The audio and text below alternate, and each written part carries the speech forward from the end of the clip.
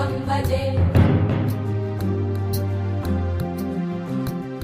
भानुकोटिभास्वरं भवाब्धितारकं परं नीलकण्ठवीप्सितार्थदायकं त्रिलोचनं कालकालमम्बुजाक्षमक्षशूलमक्षरं काशिकापुराधिनाथकालभैरवं भजे शूलटङ्कपाशदण्डपाणि